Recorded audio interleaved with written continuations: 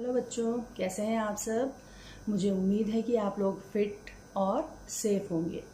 बच्चों, पिछली क्लास में हमने कक्षा 4 पार्ट 2 अंधों का हाथी का वाचन किया था, जो पूरा नहीं हो पाया था। तो इस क्लास में जो बाकी का शेष भाग है वो मैं आज पूरा करवाने जा रही हूँ। आप लोग अपनी हिंदी साहित्य की पुस्तक निकालिए, हिंदी साहित्य की पुस्तक का पेज नंबर 13 निकालिए। और इससे पहले कि मैं शेष भाग का वाचन शुरू करवाऊँ, एक बार हम इस पार्ट को जो हमने पिछली क्लास में पढ़ा था उसको हम एक बार रिवाइज कर लेते हैं। हमने इस पार्ट में ये पढ़ा था कि एक गांव में 4 अंधे रहते थे और वे उसी गांव में पैदा हुए थे।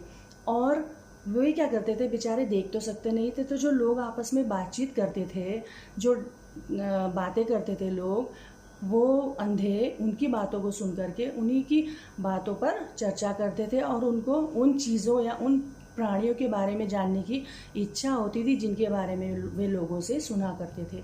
एक दिन क्या होता है, गांव में एक बारात आती है और एक बारात के साथ हाथी आता है।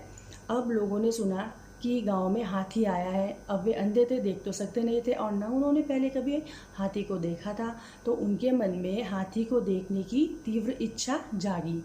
तो वे लोग भी गांव के लोगों के साथ वहां चल पड़े जहां पर हाथी खड़ा था। लोगों ने काफ़ी शोरगुल मचा रखा था और हाथी के बारे में लोग डिस्कस कर रहे थे, चर्चा कर रहे थे। तो अंधों ने उनकी बातें सुनी और आपस में चारों ने कानाफूसी की और वे चारों महावत के पास पहुंच गए। उन्होंने महावत से अनुरोध किया कि महावत भैया, क्या हम हाथी को टटोल कर देख लें। तो महावत ने सोचा कि बेचारे ये अंधे हैं, हाथी को इन्होंने कभी देखा नहीं है, तो चलो मैं इनको हाथी को टटोल कर छूने की आज्ञा दे देता हूँ। तो महावत ने उनको हाथी को टटोलने की आज्ञा दे दी। बच्चों, इतना हमने पिछली क्लास में पढ़ा था। आज मैं इस पाठ का जो शेष भाग रह गया था उसका वाचन करवाने जा रही हूँ। तो आप लोग रेडी हैं सब लोग? चलिए ठीक है। बच्चों, जैसा कि आपको पता है कि पिछली क्लास में हमने अंधों का हाथी पाठ का वाचन आधा किया था। आज मैं इस पाठ का शेष भाग पूरा करवाने जा रही हूँ। तो आप लोग अपनी हिंदी साहित्य की पुस्तक का पेज नंबर 13 निकालिए और मैं वाचन शुरू करवाने जा रही हूँ। तो आप लोग मेरे साथ ध्यान से देखिए। हमने पिछली क्लास में यहाँ तक इस पाठ का वाचन छोड़ा था।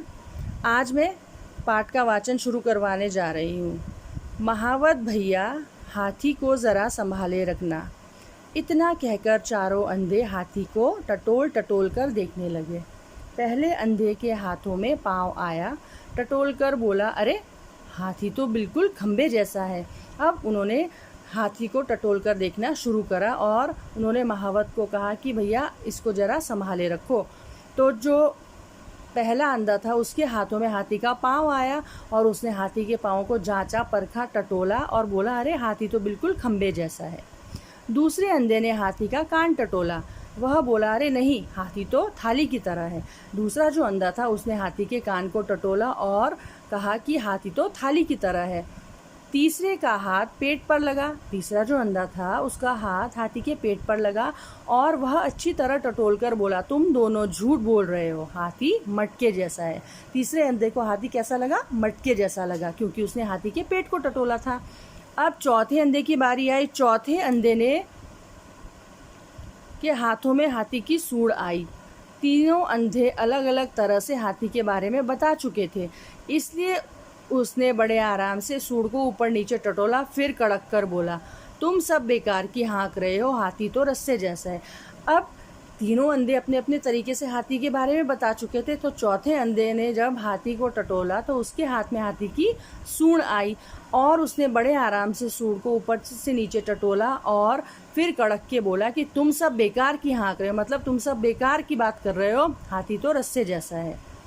चारों अपनी कहानी बताने लगे मतलब जिस तरीके से उन्होंने हाथी के जिस अंग को छूकर टटोल कर देखा था वो उसी हिसाब से हाथी का वर्णन करने लगे।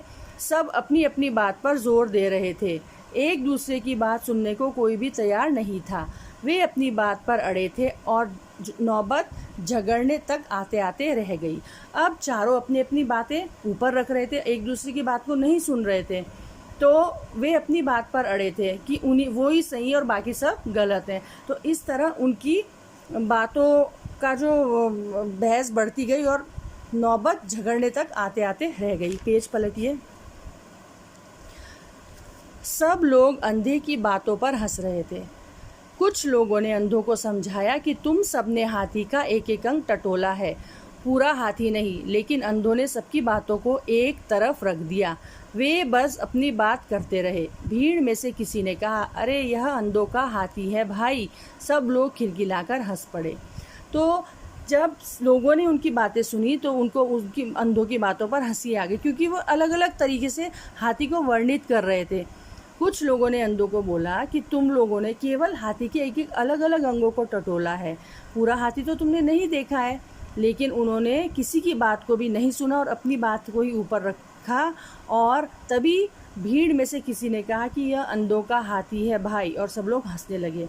इसलिए हंसने लगे क्योंकि उनको पता था कि वे अंधे अपनी ही बात को हमेशा ऊपर रखते हैं और वे दूसरे की बात को मानने को बिल्कुल भी तैयार नहीं थे।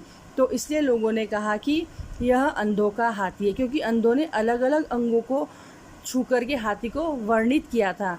तो बच्चों, इस कहानी से हमें क्या शिक्षा मिलती है? इस कहानी से हमें यह शिक्षा मिलती है कि हमें दूसरों की बातों को भी उतना ही महत्व देना चाहिए जितना कि हम चाहते हैं कि दूसरे हमारी बातों को दें। सबका नज़रिया एक जैसा नहीं होता और हमें दूसरों की बातों को भी उतना ही महत्व देना चाहिए। तो बच्चों, आज हमने इस पाठ का वाचन पूरा किया। आप लोग अपने घरों में एक बार इस पाठ को अच्छे से दोहराइए और मैं जो गृह कार्य दूंगी इसी पाठ से संबंधित दूंगी। आप लोग अच्छे से गृह कार्य करके मुझे भेजिएगा। धन्यवाद।